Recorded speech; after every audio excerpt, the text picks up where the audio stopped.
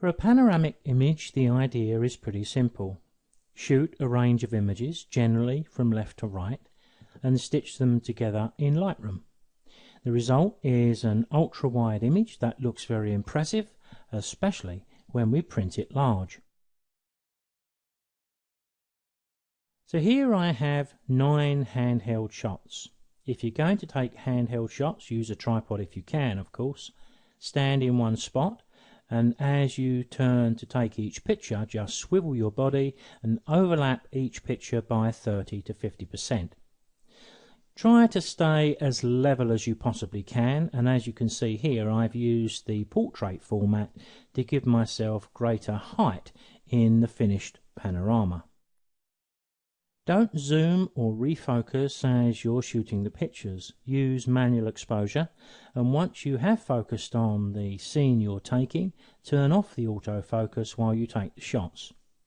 This gives your software the best opportunity to create a great stitched panorama. The process begins very similar to HDR. I'm going to select the first of my images, hold the Shift key and click the last, and all of those in between will be selected. Right click, go to Photo Merge, and this time we're looking for Panorama. You can see that at the top here we've got an auto select projection, so it's going to automatically select one of these 3 options. Now, in the fullness of time, I would suggest you try all of these independently on the same batch of images, so you get a feel for how each of them impact on the panorama you're making. I'm not going to crop the image. I can select to auto crop, but sometimes I prefer to leave that and see exactly what I've got, so I can decide exactly where the crop is going to go. You can see what I mean when I say about cropping, because it looks to me with this handheld shot that I do have a little bit of a slope in the horizon, but the actual merging of the panorama doesn't look too bad at all.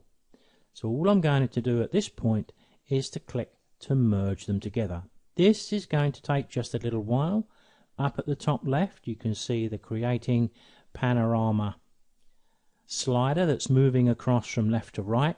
This is probably going to take 2 to 3 minutes, I would guess, and what Lightroom is going to do is to produce another thumbnail which will combine all of those we're viewing here. So there's the thumbnail that's been created in the Panoramic merge. Let's take that into the develop module and take a look at what we need to do. I think the first option really is to straighten that horizon. It's not a perfectly straight horizon, so there's a degree of guesswork needed here, but I'm sure that's not going to give us a great deal of difficulty. So I'm going to go to my crop options here, and I'm going to select the angle tool, and I'm going to tell Lightroom what I think needs to be straight. So I think it's probably about that. That looks quite good. And we're getting everything we need here. I'm going to drag in my crop a little bit. You can see why I wanted to do a manual crop. I wanted to make sure I could get it all just about right. And there we have quite a nice panorama. I'm going to click done, and I think what else I'll do is I'll tuck away the panel on the left, because as we're working on a panorama we need as much space as possible. Now, given that those 9 images were all handheld, Lightroom has done a fantastic job of stitching them all together. Now, sometimes we don't always get so lucky, so my tip would be that when you're out shooting your panoramic images, don't shoot one set as a panorama, shoot 4 or 5. Between each set, just point your camera at the ground or at the sky or your hand, and that will give you a marker, because when you open up, let's say, 100 images later on into Lightroom, you'll be able to easily determine where one row of images for a panorama ends and the next one starts. But here we've managed to stitch all of those 9 images together, just taking reasonable precautions while shooting the images. So what do we need to do from here? Well, it's much the same as any other image. And to be honest, I don't think there's a great deal we do need to do with this image. I will go and add a little clarity because that is one of my favourites. I think the image could do with a fair bit of vibrance, but it is bringing in quite a bit of colour into the blue and the haze in the background, but that's okay. Sometimes we want that sort of thing, sometimes we don't. But what I do think it needs is a graduated filter on the sky. Selecting the graduated filter to apply it, I've also gone down to the bottom left here where it shows the pins, because I've changed my option from auto to always. Personal choice, it's not going to change the way the tool works, but when I click to drag this down, I like to be able to see the pin all of the time.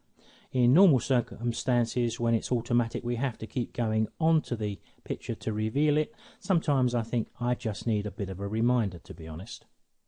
Now you can see we've got some changes automatically creeping in from whatever changes we made last time. So I'll just double click these sliders to reset them. So that's the position we're starting from. I just want to drop the exposure down. Maybe I could actually tweak the blue a little bit.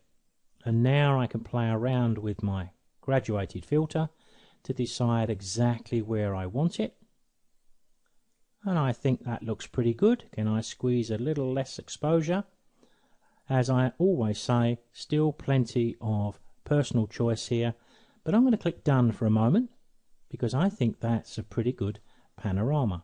And these mountains here, well, not really mountains, they are long extinct cores of volcanoes. They're called the Glasshouse Mountains in the southeast of Queensland.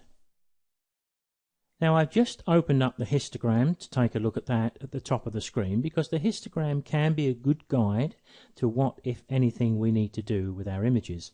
And if we look over to the right hand side here, as I put my mouse over that area, you can see just at the bottom left of my cursor the word highlights, and on the right you can see the word whites. Well, we're rather deficient on whites, so there is a chance that we could possibly go to the white slider and just tweak it a bit to the right, and that would certainly give our image a lot more sparkle. But of course, as I always say, how much of this we choose to put into the image has a lot to do with personal choice too. But Lightroom has made the making of that panorama pretty quick and simple to do.